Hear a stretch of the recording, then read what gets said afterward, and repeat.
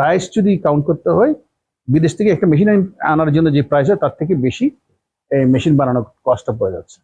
যে এই যে মেশিনের ইকুইপমেন্টের পার্টসগুলো যেটা আসতেছে, এটা 100% ডিউটি দিয়ে আমাদেরকে আনতে হচ্ছে, যার ধরুন এই প্রোডাক্ট কস্টটা বেড়ে যাচ্ছে। এটা কিন্তু আমি মনে করি এটা রং পলিসি। পার্টস অ্যান্ড কম্পোনেন্টের জন্য ডিউটি ফ্রি করে দেওয়া উচিত। যত বেশি পার্টস আসবে, কম্পোনেন্ট আসবে, তত ওই কম্পোনেন্ট এবং পার্টস দিয়ে বাকি জিনিসগুলো বাংলাদেশে যেটা অ্যাভেলেবল আছে ওটা দিয়ে কিন্তু মেশিন রেডি হয়ে যাবে। পাশাপাশি আমরা দেখছি আসলে মিরসরাই একটা ইকোনমিক জোন হয়েছে, অর্থনীতি আসলে কতটুকু অবদান রাখছে, এবং আমরা শুনছি আসলে ওখানে কারেন্ট সাপ্লাই, গ্যাস সাপ্লাই, নানান জটিলতা আছে। সেই জায়গাতে আসলে অর্থনীতিকে আসলে অবদান রাখছে কিনা? স্কিল শব্দ হচ্ছে আপনি যেই কাজে যাকে এলাও করবেন টু গো আউটসাইড, সে যে এই কাজের অভিজ্ঞতার একটা সার্টিফিকেশন লাগবে, গভর্নমেন্ট অথেন্টিকেশন লাগবে, কি কাজটা সে পারে, কি কাজটা করে। এটাতে দুটো কাজ আছে। একটা হচ্ছে যে he got the more salary because তার পারফরমেন্স ইজ গুড। সেকেন্ড হচ্ছে বাংলাদেশের জন্য পারফরমেন্স ক্রিয়েট করে। সে যখন একজন যায় তখন ওই কোম্পানি বা ওই এলাকার লোকগুলা এই লোকদের প্রতি যে আকৃষ্ট হয়ে দে ওয়ান্ট গেট মোর। সুপ্রিয় দর্শক, আসসালামু আলাইকুম। সিএনটিভি নিয়মিত টক শোতে আপনাদেরকে সকলকে স্বাগতম। প্রতিদিন আমাদের এখানে কোনো না কোনো অতিথিকে আপনাদের সাথে পরিচয় করে দিতে চাই, কিন্তু আজকে আমাদের এখানে যে অতিথিটা আছেন তিনি আসলে স্পেশাল। তিনি একজন ব্যবসায়িক এবং ইতিমধ্যে উনি আসলে সোশ্যাল ওয়ার্ক, সামাজিক কাজ করেও আলোড়ন সৃষ্টি করেছেন। আমাদের এখানে অতিথি হিসেবে উপস্থিত আছেন lion MDM Mohiuddin Chowdhury, director and CEO, Clifton group, সহায়ক সদস্য বিজিএমআই। শুরুতে আপনার কাছে যাবো, আসলে কেমন আছেন একটু বলবেন? আপনাকে আমাদের টকশোতে স্বাগতম। শুরুতে আসলে আপনার কাছে যে প্রশ্নটা আসলে রাখতে চাই, আপনি তো আসলে একজন ব্যবসায়ী, আপনার ফ্যামিলি এবং হচ্ছে পরিবার কোন জায়গাতে আপনি বেড়ে উঠছেন সেই বিষয়টা একটু প্রথমে জানবো। বেসিক্যালি আমরা সোশ্যালি, সামাজিক দায়বদ্ধতা যাকে বলে, সেই এরকম একটা কমিটমেন্টের উপর আমরা বেড়ে উঠছি। আমার বাবা উনি ওনার জীবনে 24 ইয়ার্স ওল্ড থেকেই সমাজের সর্দার হিসাবে দায়িত্ব পালন করেছেন, এবং অ্যাট দ্য এন্ড 1994 এইজে উনি পৃথিবীতে বিদায় নিয়েছেন। তো ওনার সারা জীবনের যে কর্মকাণ্ড, সোশ্যাল ওয়ার্ক, সমাজের অধিপতি এবং মানুষের জন্য কাজ করে যেই করেছেন, এবং সেটার থেকে আমাদের ফ্যামিলির সবাই আপনার পারিবারিক স্বার্থ ছাড়াও পারিবারিক সামাজিক দায়বদ্ধতা আমাদের কাছে অনেক বেশি। আচ্ছা, আপনি যেহেতু একটা গ্রুপের চেয়ারম্যান, আপনারা কিন্তু আসলে বাংলাদেশের অর্থনৈতিক ক্ষেত্রে বিশাল একটা অবদান রাখছেন। আপনাদের শিল্প কিন্তু আসলে বাংলাদেশের অর্থনৈতিক চাকাকে সচল রাখছে। আপনাদের প্রতিষ্ঠানে কতজন লোক কাজ করছেন এবং বাংলাদেশের অর্থনীতিতে কতজন আসলে অবদান রাখছেন? আমাদের এই অ্যাকচুয়ালি শিল্প স্থাপন করেছে 1985-এ। 1985 আজকে প্রায় 16,000 প্লাস এমপ্লয়ি আমাদের কোম্পানিতে কাজ করে। বলতে গেলে এই গার্মেন্টস ইন্ডাস্ট্রির প্রারম্ভিকে আমরা আমাদের এই ব্যবসা শুরু করেছি।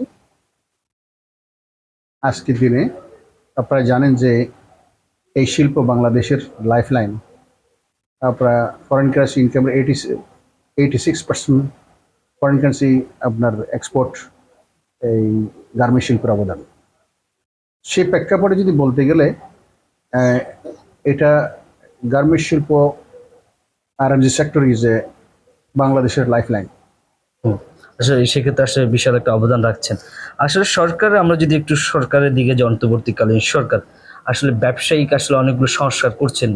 ইতিমধ্যে আসলে অনেকগুলো সংস্কার দেখছি, আসলে কিছু যে আরো বেশি সংস্কার করা প্রয়োজন বলে আসলে অনেক ব্যবসায়ীরা অনুধাবন করছেন। আপনি কি মনে করেন আসলে কোন কোন জায়গায় রিফর্ম করা প্রয়োজন? আসলে এটা অনেক দিনের পুঞ্জীবিত সমস্যা। বিগত 15 বছর এক প্যাটার্ন গভর্নমেন্ট এই দেশকে শাসন করেছেন। অনেক দিন পর্যন্ত তাদের শাসনের কারণে তাদের অনেকগুলো ভুলভ্রান্তি ছিল, স্বেচ্ছাচারিতা ছিল, মানুষের মূল্যবোধের উপর দাম ছিল না। দেশের জন্য যতটুকু কাজ করবে তাদের নিজের জন্য কাজ করতে তারা ব্যস্ত ছিল। আজকের দিনে আমরা গত 4 আগস্টে আমরা যে সহস্রাধিক নিষ্প্রাণ বাচ্চাদের রক্তের মধ্যে আমরা যে দেশকে আমরা নতুন দেশ আমরা পেয়েছি, এটাতে একটা মেসেজ আছে যে এনাফ ইজ এনাফ, এখন আমাদেরকে নতুনভাবে নিজেদেরকে আবির্ভূত করতে হবে। এই কারণে এই দেশটা আমার, আপনার, সবার। এই দেশটাকে বাঁচানোর জন্য আমাদের অনেক সংস্কার প্রয়োজন। সংস্কারের অর্থ হচ্ছে বিগত দিনে যে ভুলভ্রান্তিগুলো বা অশুদ্ধ জিনিসগুলো ছিল ওটাকে শুদ্ধ করা, যাতে মানুষের অধিকার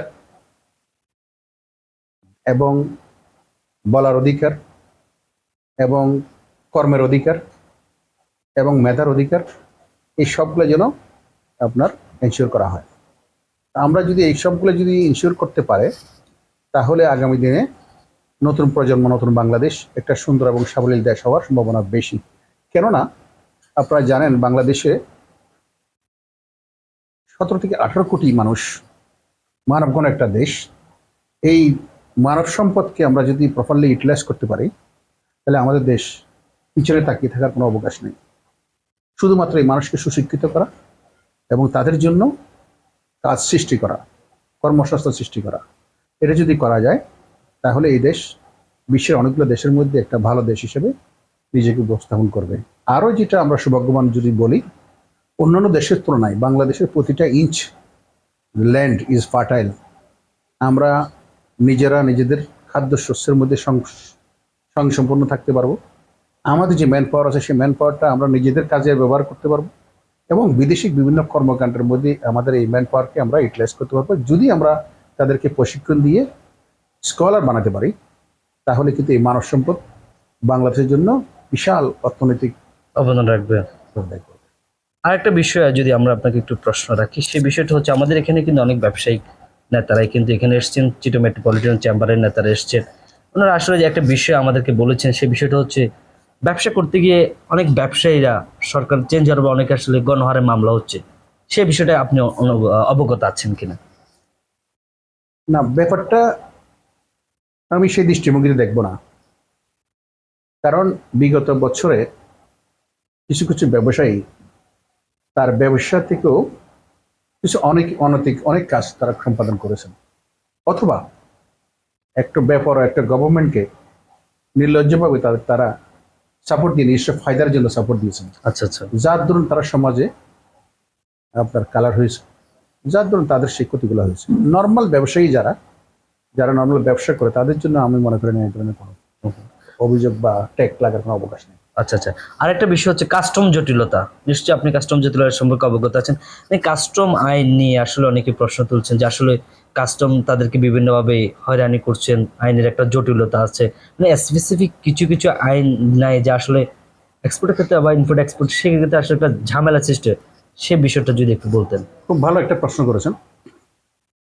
যেহেতু আমরা এক্সপোর্ট বিজনেস করি, আমাদের সাথে কাস্টম বন্ড রিলেটেড, এবং আমি বিজিএম এর পরিচালক হিসেবে এই ব্যাপারে আরো বেশি সোচ্চার। তা আমাদের এক্সপোর্টের মধ্যে কাস্টমের ভূমিকা এবং বন্ডের ভূমিকাটা অত্যন্ত জরুরি একটা স্টেক হোল্ডার। ওনাদের যদি সহযোগিতা এবং সহজ আয়ন যদি ওনারা করেন, তাহলে আমাদের এক্সপোর্ট বিজনেসগুলো বাড়বে। বাংলাদেশে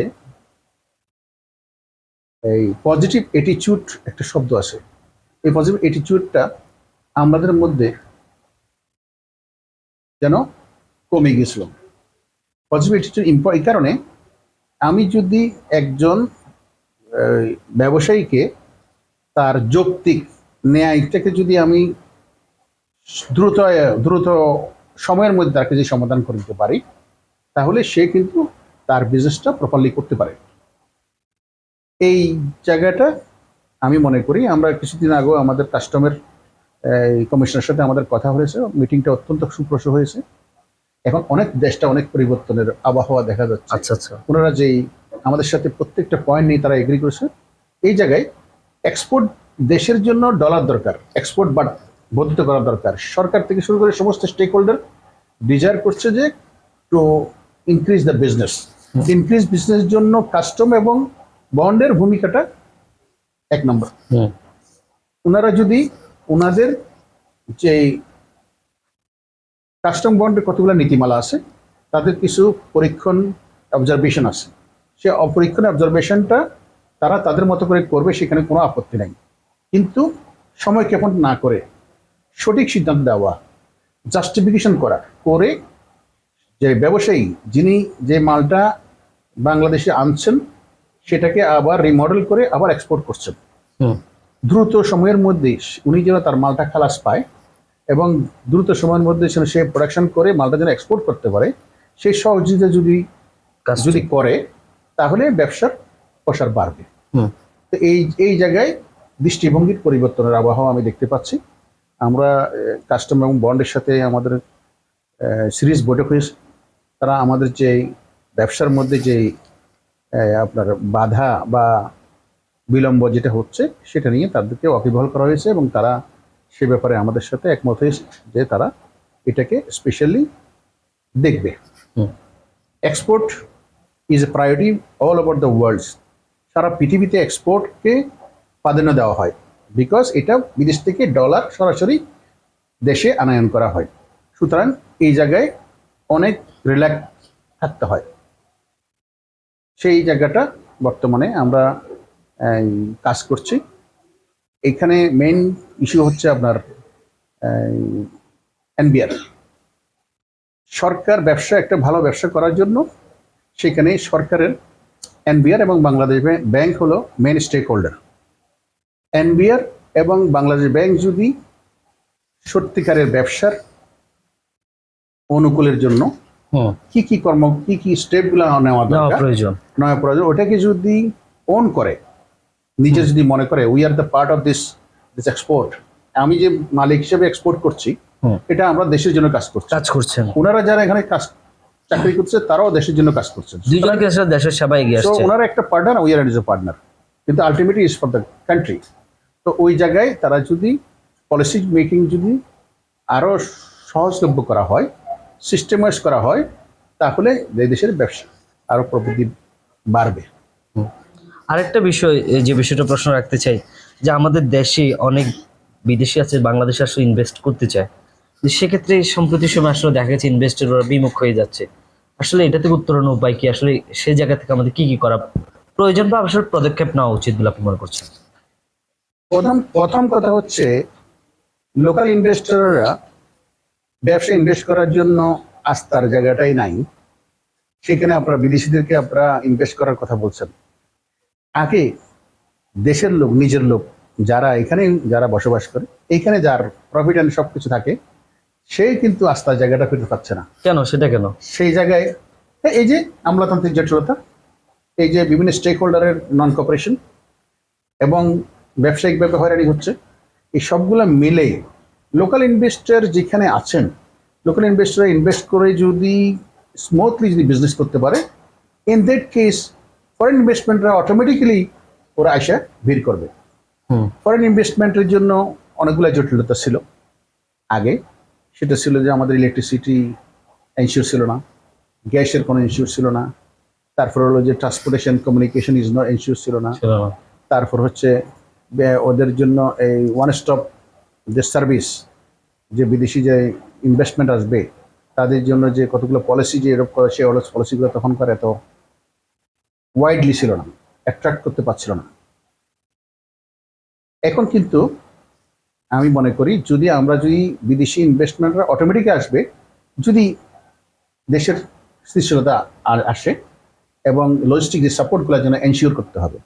কারণ ব্যবসা এমন একটা জিনিস, আপনারা জানেন যে ব্যবসাতে profit margin is a very small. সুতরাং আপনার মাসের 26 ডেজ 8 আওয়ার্সের মধ্যে প্রফিট মার্জিন হলো 5 to 10%। এখন 5 to 10% যদি আপনার ইন্টারাপ্ট হয় প্রোডাকশনে, ইলেকট্রিসিটি ফল্টের জন্য, গ্যাস লাইন ফল্টের জন্য, ট্রান্সপোর্টেশনের ডিফেক্টের জন্য, আপনার সোশ্যালি অস্থিতিশীলতার জন্য, তাহলে প্রফিটটা আর নাই। বিদেশি যারা আসে, দে আর কাউন্টিং ফার্স্ট যে how I am going to profit, তাদের ওটা প্রায়োরিটি। আর আমরা যারা বাংলাদেশি যারা ইনভেস্টর আছে, লোকাল ইনভেস্টরদের কথা হচ্ছে, আমি যেহেতু এই দেশের মানুষ, যেহেতু এখানে আমি থাকি, সেখানে আমি যদি ব্যবসা করি, আমি যদি ইনভেস্ট করি, আমার সাথে বিশাল এক জনগোষ্ঠী ইনভলভ থাকবে। সেখানে আমি কম করি বেশি করি, যে একটা প্রফিট মার্জিন থাকলে আমি এই ব্যবসাটা এখানে করতে চাই। কিন্তু বিদেশিরা সেখানে তাদের নির্দিষ্ট টার্গেটে যদি প্রফিট না হয়, তারা কিন্তু সেখানে আসবে না। আসার জন্য তারা কিন্তু এই উৎসাহ পায় না। সেক্ষেত্রে আমাদের কি পদক্ষেপ নেওয়া উচিত? এই জেনারেলি অ্যাকচুয়ালি আমি যদি বলি যে যে আপনার প্রজেক্টগুলো হাইটেক, ভারী ইন্ডাস্ট্রি, অনেক টাকার প্রয়োজন, এই ইন্ডাস্ট্রিগুলা আপনার ফরেন ইনভেস্টরকে আসাটা মনে করি ওয়াইস। যেমন ধরেন আমাদের দেশে প্রচুর আপনার ট্রান্সপোর্টের জন্য গাড়ি, ভেহিকেলস আপনার রিকোয়ারমেন্ট আছে। তো এটা যদি বাংলাদেশে যদি ফরেন ইনভেস্টমেন্ট যদি এখানে যদি অ্যাসেম্বলিং হয়, তাহলে দেখা যাবে আপনার প্রোডাক্টের কস্টটা অনেকটা কমে আসবে এবং বিজনেসটাও এনশিওর থাকবে, because supply and demand is দেয়ার।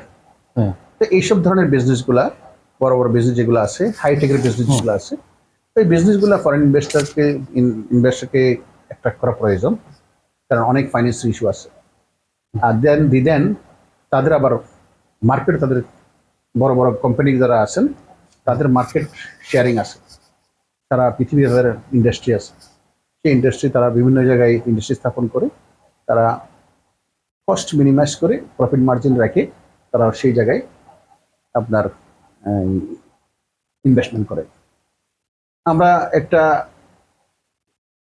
4 আগস্টের পরে আমরা দেখতে পেয়েছি যে চায়না আপনার আগ্রহ প্রকাশ করেছে আমাদের এখানে আপনার এই যে সোলার প্যানেল ফ্যাক্টরি প্রোডাকশন করার জন্য। এগুলো হাইটেক, এগুলো বিদেশি প্রফেশনাল কোম্পানি ছাড়া ইনভেস্টমেন্ট এখানে লোকাল ইনভেস্টমেন্ট সম্ভব না।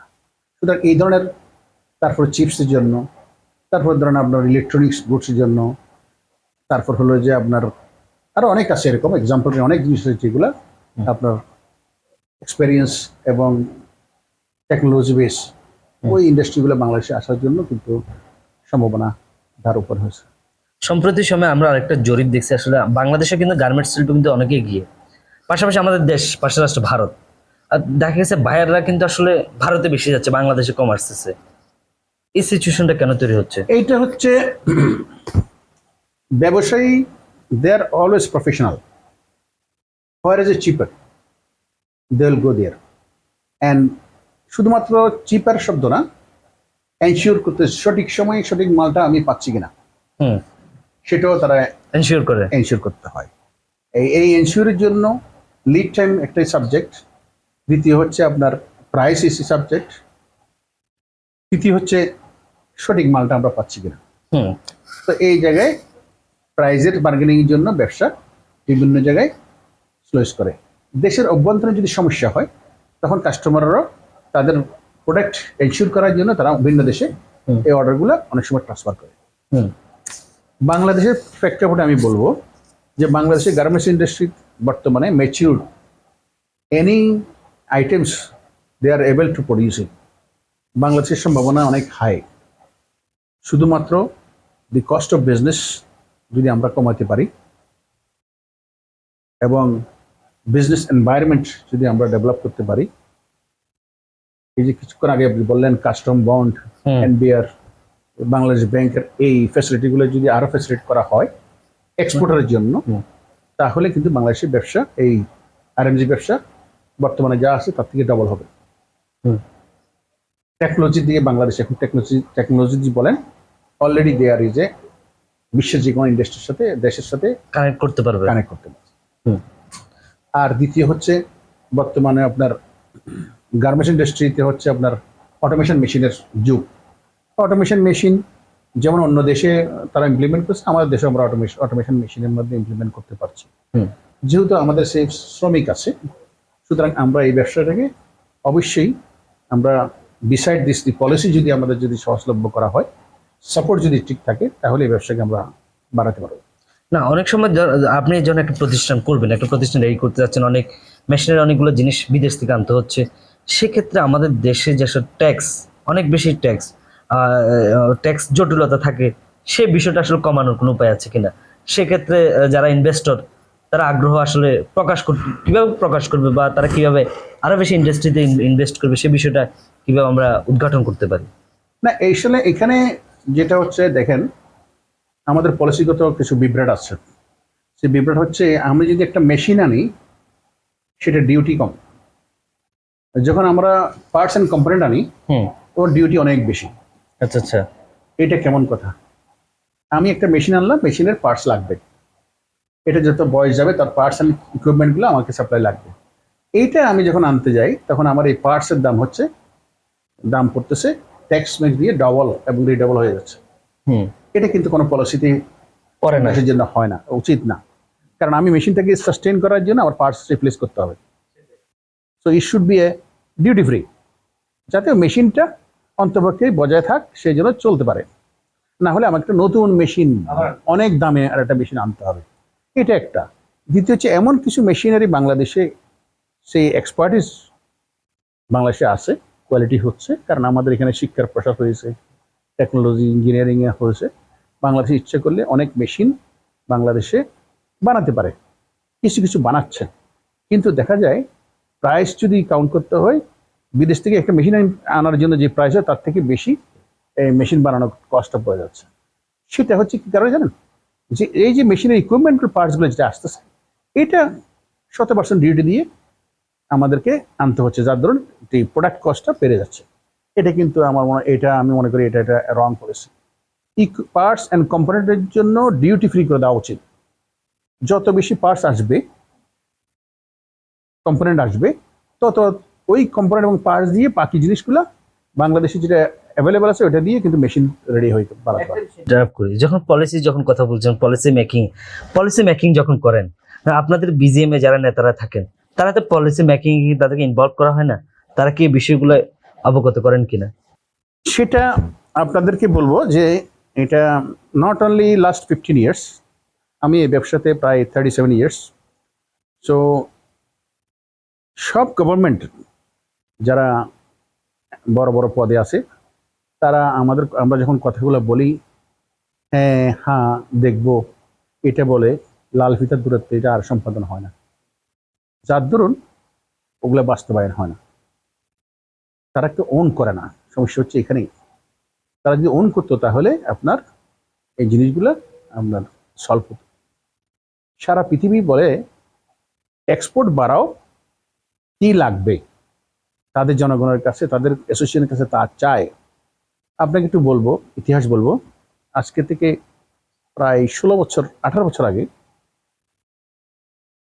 ইন্ডিয়ান গভর্নমেন্ট তাদের টেক্সটাইল ডিপার্টমেন্টকে ডেকে নিয়ে আসছে, টেক্সটাইল অ্যাসোসিয়েশনকে ডেকে নিয়ে আসলো যে আপনারা আমাকে ফেব্রিক এক্সপোর্ট করে ফেব্রিক বানানোর জন্য, এক্সপোর্ট বানানোর জন্য আপনারা আমার কাছে কি চান। তখন ইন্ডিয়ান মেশিনারি ছিল, তখন তারা প্রপোজ করলো যে আমাদের অনেকগুলো মেশিনারিজ, ভালো দেশের ভালো কোয়ালিটির মেশিনারি, ব্র্যান্ডেড মেশিনারি আমাদের আনতে হবে। প্রথমে তারা চোখ বরাদ্দ 30,000 কোটি টাকা এই ইন্ডিয়ান গভর্নমেন্টে টেক্সটাইল ওনার্সদেরকে বরাদ্দ দিল, একদম স্বল্প সুদে। 3 ইয়ার্স নো রিপেমেন্ট। 3 বছর পরে আপনার স্বল্প সুদে আপনাকে পেমেন্ট করবেন। এটা দেওয়ার পরে 30,000 কোটি টাকা দেওয়ার পরে আবার তাদেরকে আবার বললো যে আরো কিছু লাগবে পরে। দেন তারা সেখানে 65,000 করোড় টাকা বরাদ্দ দেওয়ার পরে টেক্সটাইল ম্যান ওনার্সরা বলছে যে আর লাগবে না, উই আর এনাফ। এই যে positive attitude to extend the business, আজকে ইন্ডিয়া বিশ্বের সেরা কাপড় কিন্তু ওরা বানাচ্ছে। শুধুমাত্র একটা policy two given to the ইনভেস্টরদের কাছে ফাইন্যান্সিয়াল সাপোর্ট দিয়েছে, যে তারা তার মেশিনারিগুলো ইকুইপ করে নিয়েছে এবং কোয়ালিটি প্রোডাক্ট বানাতে পারছে। এটা হচ্ছে যে পলিসি। আপনি যদি এটা করতে যান তাহলে আপনাকে এই পলিসিগুলো আপনার লাগবেই, সাপোর্ট লাগবেই। ব্যক্তিগত আমি ইনভেস্টর হিসেবে আমার এত এই ফাইন্যান্সিয়াল সাপোর্ট নাই যে আমি সে সব কিছু একসাথে যোগান দিতে পারবো। তো সেই জন্য যে বাংলাদেশে যদি এখনো টেক্সটাইল মিলস অনেকে ডেভেলপ করেছেন, কিন্তু গার্মেন্টস অনেক ডেভেলপ হয়েছে, কিন্তু এইগুলোকে ডেভেলপ করতে গেলে এক্সপোর্ট বাড়াতে হলে আপনারা জানেন 4th শিল্প বিপ্লব চলছে। এখন যে মেশিনারিজগুলো যে বাজারে আসছে সেই মেশিনারিগুলোতে আপনার কস্ট বেনিফিট হয়, দাম বেশি, পানির লিকার কম লাগে, কেমিক্যালস কম লাগে, ডিউরেশন কম লাগে, এই মেশিনগুলা যদি বাংলাদেশে আনয়ন করা হয় তাহলে এগুলো দিয়ে যে প্রোডাকশনটা করা হবে প্রাইসগুলো কিন্তু কম্পিটিটিভ হয়। এটা সত্য শিল্প বিপ্লবের একটা পার্ট। তো এই জায়গায় ব্যক্তিগতভাবে ইনভেস্টর সবার তো সেই ক্যাপাসিটি নাই, সেই জায়গাটা তারা করতে পারছে না, সেই জন্য কিন্তু সরকারিভাবে কোনো বরাদ্দ নাই। তাহলে আমরা যার যার ক্যাপাসিটি দিয়ে চেষ্টা করছি কোনো মতে এই সাগরের ঢেউয়ের মধ্যে বেঁচে থাকার জন্য। কিন্তু সত্যিকার অর্থে আপনি যদি আমাকে বলেন যে এটার সমাধান হচ্ছে সরকার আগে এসে সমস্যা সমাধান কোথায় এটার প্রতি সহৃদয় ভাবে বিবেচনা করে যদি এগ্রি হয় তাহলে কিন্তু আপনার এই দেশে যেহেতু মানব মানুষ, যেহেতু শ্রমিক অ্যাভেলেবেল, সেহেতু আমরা কিন্তু এই দেশকে বড় একটা এক্সপোর্ট হাব হিসেবে আমরা করতে পারবো। সেক্ষেত্রে অনেক সময় দেখা যায় ব্যাংক থেকে আসলে লোন নিলে সেক্ষেত্রে চড়া সুদে নিতে হয়, মানে সেক্ষেত্রে আসলে পলিসি মেকটা কিভাবে করা যায়? এই যে একটা সিন্ডিকেট, আমার মনে হচ্ছে যে আসলে একটা সিন্ডিকেট আসলে ব্যাংকগুলোকে নিয়ন্ত্রণ করছে, বা যারা ইনভেস্টর তারা যদি ওখান থেকে টাকা নিতে হয় সেক্ষেত্রে আসলে অনেক চড়া সুদে নিতে হয়, সেক্ষেত্রে আসলে উত্তরণ কিভাবে হতে পারে? না, ব্যাংকের ইন্টারেস্ট ইস্যুতে সত্যিকার অর্থে বর্তমানে কেউ যদি লোন বড় করে এখন 15% লোন আপনার ইন্টারেস্ট দিতে হচ্ছে। এটা কিছুদিন আগেও ছিল, মধ্যখানে একটা সময়ের মধ্যে আমাদের এই লোনের সিঙ্গেল ডিজিট 10%, 9%-এর মধ্যে ছিল, আবার এখানে চলে আসছে because of inflation, because of financial problems, এটার জন্য আসছে। কিন্তু দেখা যায় যে আমরা যাদের সাথে কম্পিটিশন করছি অন্য বিশ্বে, ওদের ব্যাংক ইন্টারেস্ট কম, ওটা দেখা যায় লিবারের কাছাকাছি 5 to 6, 7%। আর আমি যদি একই প্রজেক্ট, আমি যদি 15% লোন নিয়ে যদি আমি প্রজেক্টটা করি তাহলে আমার লোন কস্ট, প্রজেক্ট কস্টটা বেড়ে যাচ্ছে, সুতরাং আমার ওভারহেড কস্টটা বাড়তেছে, সুতরাং আমার আরেকজন যে আমার কম্পিটিটর তার সাথে আমি প্রোডাকশনে প্রাইজে কম্পিট করতে পারছি না। তো সেই জন্য এই সমস্যাগুলো একটা না, সমস্যাগুলো অনেক সমস্যা আছে। সমস্যাগুলো আসলে সমাধানের জন্য প্রথম সত্য হচ্ছে NBR, Bangladesh bank and government, বিভিন্ন স্টেক হোল্ডার যারা আছেন তাদের কিন্তু সক্রিয়ভাবে সহৃদয়ভাবে আগিয়ে আসতে হবে যে আমাকে এই জায়গায় আমি to build export I use more man power utilize করার জন্য আমাদের কি কি কাজগুলো করতে হবে, সেই কাজগুলো কিন্তু স্পুটনিক করে পয়েন্ট আউট করে বুলেট পয়েন্ট করে সেই জায়গায় কাজগুলো করতে হবে। তারপর যেটা আসেন, এটার সাথে সাথে আমি কথাটাই বলে রাখছি, সেটা হচ্ছে যে শুধু একটা জায়গায় আপনারা জানেন যে আমাদের এখান থেকে সারা পৃথিবীতে শ্রমিক যাচ্ছে, ম্যান পাওয়ার যাচ্ছে, কিন্তু একটা ম্যান পাওয়ারও there is no certification, there is skill. এটা হলো আমাদের বড় মেজর মিস্টেক। স্কিল শব্দ হচ্ছে আপনি যেই কাজে যাকে এলাও করবেন টু গো আউটসাইড, সে যে এই কাজের অভিজ্ঞতার একটা সার্টিফিকেশন লাগবে, গভর্নমেন্ট অথেন্টিকেশন লাগবে, কি কাজটা সে পারে, কি কাজটা করে। এটাতে দুটো কাজ আছে, একটা হচ্ছে যে he got the more salary because তার পারফরমেন্স ইজ গুড, সেকেন্ড হচ্ছে বাংলাদেশের জন্য পারফরমেন্স ক্রিয়েট করে। সে যখন একজন যায় তখন ওই কোম্পানি বা ওই এলাকার লোকগুলা এই লোকদের প্রতি যে আকৃষ্ট হয়ে দে ওয়ান্ট গেট মোর, যে এরা স্কিল, এরা ওবিডিয়েন্ট, এদের থেকে তোমাদের দেশ থেকে আরো লোক আমরা চাই। দুইটা, একটা বাংলাদেশের পারফরমেন্স বৃদ্ধি হবে, দ্বিতীয় হবে দে গেট মোর স্যালারি। সুতরাং বাংলাদেশে মোর আপনার ওয়েজ আর্নার বাংলাদেশে আসবে। তো সেই জায়গায় বাংলাদেশের কিন্তু ইনিশিয়েটিভ নেওয়া উচিত যে স্কিল ম্যান পাওয়ার শুধুমাত্র দেশের বাইরে যাবে, কর্মে যাবে। যে জায়গায় আপনি যদি মনে করেন একটা চাষাবাদের যদি লোকও যায়, সে কিন্তু চাষাবাদের কি কাজ জানে, দক্ষ কিনা, হ্যাঁ সেই জায়গা তাকে জানতে হবে, এনসিও করতে হবে। তার একজন যদি মনে করে হাউসকিপিং যায়, হাউসকিপিং এর জন্য হাউসকিপিং কিভাবে করতে হয় তার ট্রেনিং প্রয়োজন আছে। একটা 3 দিনের একটা ট্রেনিং দিয়ে, আমি একটা সাইনবোর্ড দেখলাম যে 3 দিনের জন্য ট্রেনিং দেওয়া হয় বিদেশ যাত্রীদের জন্য, 1 দিনের জন্য ট্রেনিং দেওয়া হয়।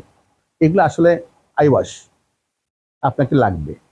তো যেমন ধরেন আপনার এই বিদেশে পাঠিয়ে দেওয়া হয়, তো এরকম যে আপনার বাংলাদেশের যে মানব সম্পদ, এটা গোল্ডেন মাইন, এই মানব সম্পদকে আপনি যদি কন্ট্রোল করতে পারেন, কিভাবে কন্ট্রোল করবেন? আমি এই মানব সম্পদকে স্কিল করবো, skill only can go outside. স্কিলের জন্য আমাকে ইনভেস্ট করতে হবে। ওই ইনভেস্টের দিকে কোনো কার্পণ্য করা যাবে না। ওই ইনভেস্টের জন্য কার্পণ্য না করে ওদেরকে তৈরি করে সার্টিফিকেশন করে তারা কিন্তু বাইরে গিয়ে তাদের এই কর্মদক্ষতা আমাদেরকে দিতে পারবে। এবং সেই জায়গায় দুইটা, একটা হলো দেশের সুনাম বৃদ্ধি হবে, আর একটা হচ্ছে আপনার দে আর্ন মোর। স্কিলের ব্যাপারে তো আমরা কি কনসার্ন না, স্কিল আসলে দক্ষতার কথা আমরা সবাই বলছি, স্কিল ক্রিয়েট করে, সে জায়গাতে আসলে সরকার তো এগিয়ে আসছে না। সে জায়গা আসলে কি করা প্রয়োজন? না, প্রপার ম্যানেজমেন্ট নাই। স্কিল ডেভেলপমেন্ট প্রজেক্ট অনেক আছে। এমন এমন শোনা যায় যে এত কোটি টাকা বরাদ্দ, এত কোটি টাকা বরাদ্দ, রেজাল্ট আমরা কিছু দেখি না। এটাকে অনেক আপনার নজরদারির আওতা নিতে হবে।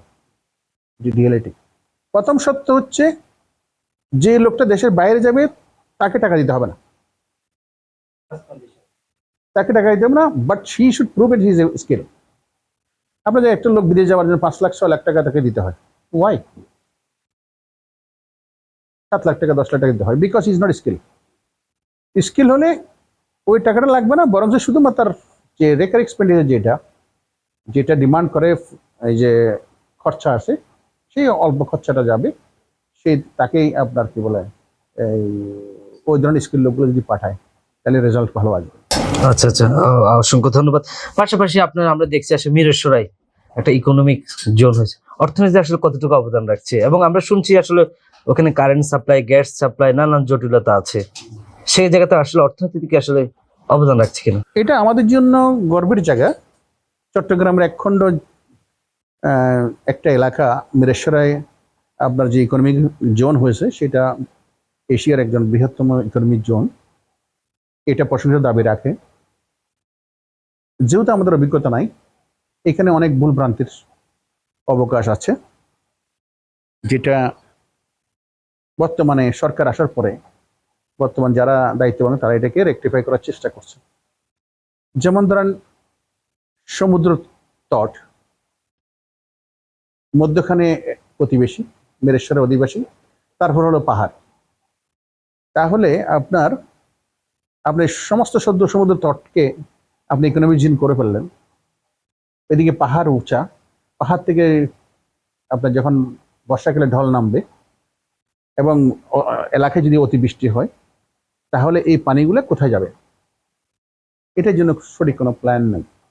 একেবারে টোটাল ক্রস করে ফেলছে, বাঁধের মতো ক্রস করে ফেলছে ইকোনমিক জোন এলাকাটা। আর একটা যেটা ছিল সেটা হলো যে একসাথে এতগুলো জায়গা একসাথে না নিয়ে এটাকে আপনার যদি এই ক্লাস্টার, প্রজেক্ট 1, প্রজেক্ট 2, প্রজেক্ট 3 করে যদি করতো, মধ্যখানে কিছু কিছু ফ্রি স্পেস যদি রাখা হতো, তাহলে কিন্তু আপনার এটা অনেক সুন্দর এবং সাবলীল হতো। এখন চেষ্টা চলছে এটাকে সমাধান করার জন্য। আপনারা জানেন, এই ইকোনমিক জোন করতে গিয়ে আপনার 5,000 একর ম্যানগ্রোভ ফরেস্ট যেটা ছিল, সে ফরেস্ট এখন নাই, বিচ্ছিন্ন হয়ে গেছে। কথিত হচ্ছে 5 থেকে 6,000 হরিণের বসবাস ছিল, একটা হরিণের নাই, সব বুঝে গেছে। এটা পরিবেশের মধ্যে একটা বিশাল আঘাত এসছে, এবং মিরসরাই এলাকায় বৃষ্টির ইয়েও কমে গেছে। যেহেতু আপনার ফরেস্ট না থাকলে বৃষ্টির পড়া, যত বেশি ফরেস্ট থাকবে তত বেশি বৃষ্টির প্রকোপ থাকে। তো এগুলো হচ্ছে মানে সামাজিক এবং আপনার পরিবেশগত সমস্যা। আর দ্বিতীয় হচ্ছে আপনার যেটা, সেটা হচ্ছে এই আন্ডারগ্রাউন্ড ওয়াটার না থাকার কারণে, জি, মিরসরাইতে এমনি আন্ডারগ্রাউন্ড ওয়াটার নাই। তাহলে আপনি এত বড় প্রজেক্ট আপনি ওয়াটারের সমাধান না করে এত বড় প্রজেক্ট করা, একসাথে এতগুলো ইনভেস্ট করা, এটা কিন্তু সমীচীন হয়নি। ওই যদি করা হতো, এই প্রজেক্ট 1, প্রজেক্ট 2, প্রজেক্ট 3 যদি করা হতো, তাহলে কিন্তু এই জিনিসটা সহনশীল হতো। একসাথে কিছু নাই। এখন ইনভেস্টররা ওখানে যাওয়ার পরে আমরা দেশে যারা আছি, আমরা ইনফরমেশন জানি না। বিদেশিরা যখন তাদেরকে ইনভেস্ট করার জন্য যেতে বলে যে ওখানে সমস্যা, কি সমস্যা? ওখানে পানি নেই, ওখানে পানি নেই। ওরা আমাদেরকে বলছে, তারা আমাদের থেকে খবর বেশি রাখে, because they have in proper calculation করে। তো এরকম পরিস্থিতি। তবে এটা পরিবর্তন হচ্ছে। বর্তমান ইকোনমিক জোন অথরিটি আছে, তারা 100 কয়টা ইকোনমিক জোন থেকে বের করে নিয়ে এসে মানে প্রায়োরিটি বেসিসে আমাদের মিরেশ্বরের ইকোনমিক জোনকে তারা প্রায়োরিটি একটা চ্যাপ্টারকে নিচ্ছে যে এটাকে কাজ করার জন্য দ্রুতায়ন করার জন্য পাইলট প্রজেক্ট বের করার জন্য তারা চেষ্টা করছেন। এবং পানির যে এই ওয়াটার লগিং যে সমস্যা আছে সমস্যার জন্য আমাদের সাথে আলোচনা করে ওরা একটা মানে আপনার ভালো একটা প্ল্যান তারা তৈরি করছেন। এটা আমাদের সাথে নেগোসিয়েশনের মাধ্যমে করছে। আমরা মানে আমাদের একটা রিসার্চ টিম আমরা সাথে করেছিলাম, যে রিসার্চ টিমটা আমরা বিভিন্ন সময় যে কোনো এই কাজের এটার যে সাইড এফেক্ট কি আছে, কি হতে পারে, এটা নিয়ে আমরা আমাদের স্থানীয় সরকারকে এবং ইকোনমিক জোনকে আমরা আমাদের সেই অবস্থানগুলো তাদেরকে জানান দেওয়ার কারণে তারা এটার উপর রিসার্চ করে যেগুলো সংস্কার করার দরকার এগুলো সংস্কার করেছেন। এবং আমাদেরকে আশ্বস্ত করেছেন যে আসলে ওয়াটার লগিং হবে না, কারণ আগের যেই খালগুলো ছিল ওটাকে ডাবল করা হচ্ছে, তারপর হচ্ছে যে ক্রস খাল করা হচ্ছে, তারপর হচ্ছে আপনার ঢাকা ট্রান রোড থেকে একেবারে ইপিজেড পয়েন্ট পর্যন্ত আপনার ক্রস ক্যানেল করা হচ্ছে। তো এই সবগুলো মিলে যে আগামী দিনের মিরেশ্বর ইকোনমিক জোন একটা সে জায়গা আসলে ইমপ্লিমেন্ট হবে বলে আমরা আসলে বিশ্বাস করছি। পাশাপাশি একটা বিষয় আর একটা বিষয় জানবো, আপনার তো ধরেন ব্যবসায়িক নেতার ব্যবসায়িকের পাশাপাশি আপনার একটা এলাকাতে একটা কিন্তু জনপ্রিয়তা আছে, আপনার বাবারও কিন্তু আমরা যতটুকু জানি একটা সুনাম ওই এলাকা আছে। ওই এলাকার মানুষ যদি যায়, আপনার নির্বাচন করার কোনো পরিকল্পনা আছে কিনা সেটা জানাবেন। আসলে বর্তমান প্রেক্ষাপটে মিরেশ্বরের একটা ভিন্ন ধর্মী এলাকা হয়ে গেছে। এখানে অনেক সমস্যা, অনেক রিসার্চের প্রয়োজন আছে এবং অনেক মানে প্রপারলি এই জিনিসগুলা অ্যাকাউন্টেবল করার মতো লোক দরকার ওখানে। এবং এটা একদম বাস্তবতা, যদি আপনার স্থানীয় সংসদ সদস্য যদি না হয়, উনি all in power all in all, ওনার দৃষ্টিভঙ্গি, ওনার যদি জ্ঞানের পরিধি যদি অপ্রতুল হয়, তাহলে ওই জায়গায় সাফার হওয়ার সম্ভাবনা বেশি। আর এখানে মিরেশ্বরাইতে অন্য আপনার কনস্টিটিউশন থেকে মিরেশ্বরাইটা একটা ভিন্নভাবে দেখার এটা অলরেডি সময়ের দাবি হয়েছে। তো আপনি যেটা বলছেন, আসলে আমরা ব্যবসায়ী ব্যবসায়ের পাশাপাশি সোশ্যাল ওয়ার্ক করেন, আপনাদের তো সুনাম আছে, মানুষ আপনাদেরকে চায় যে আপনার জনপ্রতিনিধি আসেন। যেটা অন করি, যেটা আমি বলেছিলাম যে আমার বাবা উনি যে সোশ্যাল ওয়ার্ক করেছেন প্রান্তিক লেভেলে, তার থেকে আমার দুই ভাই ওনারাও করেছেন এবং তার ধারাবাহিকতা আমি চেষ্টা করছি। আপনারা যা হ্যাঁ, আমরা স্কুল কলেজ মাদ্রাসা থেকে শুরু করে তারপর হলো যে আপনাদের এডুকেশনের জন্য যে স্কলার রেডি করার জন্য মানে আপনার যেটাকে বলে স্টাইপেন্ড, যে তাদেরকে ফাইন্যান্সিয়াল সাপোর্ট দেওয়ার শুরু করে ঘর বাড়ি বিভিন্ন জিনিস, যে ডিজাস্টার সেখানে আমাদের হাত প্রসারিত ছিল। তো এইগুলো আমরা করার কারণে এবং আমাদেরকে মানুষ দেখার কারণে আমার ভাইকেও বিগত দিনে প্রান্তিক মানুষেরা ওনাদেরকে ইয়ে করছিল, ওনাকে আহ্বান করছিল। আমাদের পারিবারিক সিদ্ধান্তের কারণে ওনাকে দেওয়া হয়েছিল। যে কোনো কারণে উনি সেখানে, কারণ আপনার জানেন ইলেকশনের যে কন্ডিশনের কারণে ওনাকে আসতে দেওয়া হয়নি। সেখানে কতটুকু মিরেশ্বরবাসী ক্ষতিগ্রস্ত হয়েছে আমি জানি না, তবে এটা একটা বড় ধরনের একটা ক্ষতি হয়েছে আমি মনে করি। দ্বিতীয় হচ্ছে, বর্তমানে আমার সেই ভাই অসুস্থ, উনি সুস্থ থাকলে তো ওনার দায়িত্বটা পালন করতো। তো প্রান্তিক মানুষের সব জায়গা থেকে শিক্ষিত মানুষরা সব জায়গায় সবাই বলছেন যে আমাকেও তারা আপনার এই ট্রেনে নিয়ে আসার জন্য তারা চেষ্টা করতেছে। কিন্তু বাস্তবিক অর্থে হচ্ছে যে আসলে আমার তো খুবই ব্যস্ত মানুষ, ব্যবসার সাথে এবং সোশ্যাল ওয়ার্কে ব্যস্ত থাকি বলে সময়টা আমাদের জন্য কম।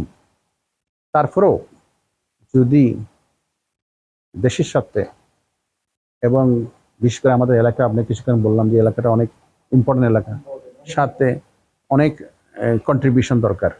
তো সেই জায়গাটা হইতে পারে, না হইতে পারে, কিন্তু না হলেও কোনো আপত্তি নাই। যে বা যারা আসবে তাদের সাথে আমাদের অংশগ্রহণ থাকবে এবং মিরেশ্বরের যত ভালো কাজের জন্য, টেকনিক্যাল কাজ আছে সেগুলো কাজের জন্য আমার কন্ট্রিবিউশন এটা আমি রাখবো। না, এটা তো আসলে ঠিক আছে, কারণ মিরসরাইবাসী বা আপনাদেরকে নিয়ে আসলে একটা স্বপ্ন দেখে যে আপনারা আসলে জনপ্রতিনিধি হয়ে যায় বা আপনার কাজ করেন, জনপ্রতিনিধি তাদের সাথে আসবেন বলে তারা আসলে প্রত্যাশা রাখে।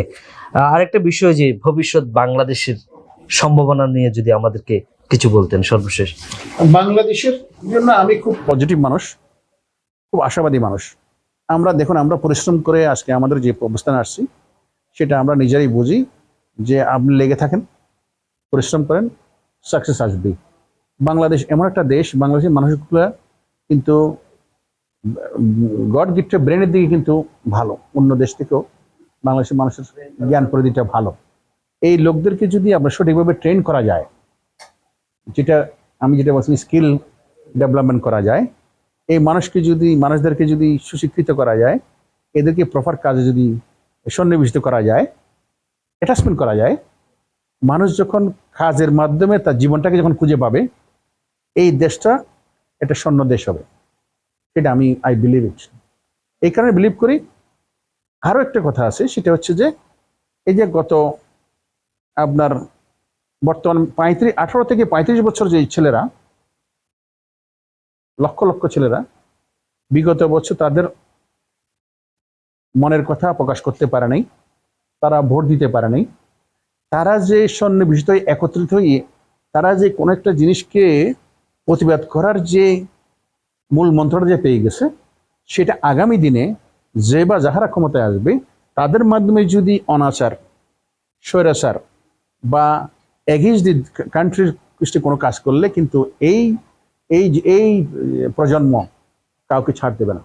সুতরাং আমি মনে করি আগামী দিনে যারা আসবে তারা নিজেরাই সংযত হয়ে এই যে বিশাল এক আপনার এই জনগোষ্ঠী যারা নতুন বাংলাদেশে পদার্পণ করেছেন, তাদের মাধ্যমে তাদেরকে মাথায় রেখে সুষ্ঠুভাবে দেশকে চালাতে হবে, নিজেদেরকে সংযত থাকতে হবে, যে কোনো অবৈধ কাজ থেকে দূরে থাকতে হবে, না হলে তাদের গতিও কিন্তু খারাপ হবে। এই মেসেজটা আমি মনে করি আগামীর জন্য খুব ভালো একটা দিক আমি মনে করছি। সর্বোপরি মিরসরাইবাসীর প্রতি আপনার কোনো বার্তা বা কোনো মেসেজ, শুভেচ্ছা বার্তা তো থাকতে পারে, সে বিষয়টা একটু জানাবেন। মিরসরাই আমার জন্মস্থান, সেই হিসাবে আমার আত্মিক সম্পর্ক। সেখানে কোনোদিন এই মিরসরাই জনগণের পাশে যে কোনো সময়, যে কোনো দিন, যে কোনো জায়গায় ডিজাস্টার থাকবে, সমস্যা থাকবে, আমি ওদের পাশেই থাকবো। এটা আমার নৈতিক দায়িত্ব হিসেবে আমরা মনে করি। অসংখ্য ধন্যবাদ। সর্বোপরি আসলে আপনি আমাদেরকে অসংখ্য অনেক সময় দিয়েছেন, তার জন্য আমরা আপনার প্রতি আন্তরিকভাবে আসলে কৃতজ্ঞ। পাশাপাশি আপনি সিএনটিভির দর্শক, কলা কৌশলী যারা দেখছেন তাদের প্রতি একটু বার্তা দিবেন। আর আমরা আশা রাখছি যে আপনি ভবিষ্যতেও আমাদের সাথে যুক্ত থাকবেন এবং আপনার স্বপ্নের কথা এবং আপনাকে নিয়ে ব্যবসায়িক এবং এলাকার জনপ্রতিনিধিত্ব, সামাজিক, সোশ্যাল ওয়ার্ক সবকিছু আমরা আসলে জনগণের সামনে উপস্থাপন করতে চাই, তুলে ধরতে চাই, সে বিষয়ে একটু বলবেন। এবং সিএনটিভির কলা কৌশলী দর্শক না, আমি প্রথমে প্রারম্ভে বলবো সিএনটিভির কলা কৌশলীদেরকে ধন্যবাদ জানাই। ওনারা আমাকে দাওয়াত দিয়েছেন কিছু কথা বলার জন্য। পাশাপাশি দর্শক মহলকে অভিনন্দন জানাই। প্রিয় দর্শক, আপনারা মনে রাখবেন, যে কোনো ভালো কাজের জন্য সবাই মিলে আওয়াজ তুলতে হয়। সেই আওয়াজটা তুলতে তুলতে দেখা যায় একসময় এটা সময়ের দাবি হয়ে যায়। সুতরাং যে কোনো ভালো জিনিসের জন্য আমরা কথা বলবো, কথা বলতে থাকবো, সাকসেস একদিন আসবেই। সুতরাং এই মেসেজটা আমরা আমাদের যে 4 আগস্টে এই দেশকে যে আমরা একটা বড় ধরনের একটা গণ অভ্যুত্থান পেয়েছি, পরিবর্তন পেয়েছি, সেটার বাস্তবতা। সুতরাং আমরা আগামী দিনে সবাই মিলে আপনাদেরকে বলবো যে সঠিক যে কাজটা সেটাকে আপনারা বলতে থাকবেন, সময়ের দাবিতে একদিন সেটা বাস্তবায়ন হবে, এটা আমি বিশ্বাস করি। Thank you. সুপ্রিয় দর্শক, আপনারা এতক্ষণ শুনছেন আসলে প্রাণোজ্জ্বল ভাবে আসলে অনেকগুলো বিষয় উনি ব্যাখ্যা দিয়েছেন। অত্যন্ত সুদক্ষ একজন মানুষ এবং ভবিষ্যতের স্বপ্নের কথা আপনাদেরকে জানিয়েছেন। ব্যবসায়ের যে অনেক সমস্যা, সেই সমাধানের পথে কিন্তু আসলে উনি খুঁজে দেওয়ার চেষ্টা করেছেন। আমরা মনে করি ভবিষ্যতে আমরা আমাদের এই অতিথিকে আমরা আপনাদের সামনে আবারও তুলে ধরতে পারবো। তো সে পর্যন্ত সবাই ভালো থাকবেন, সুস্থ থাকবেন। আবারও দেখা হবে কোনো একটি পর্বে। সে পর্যন্ত সিএনটিভি সিটিজের সাথেই থাকবেন। ধন্যবাদ।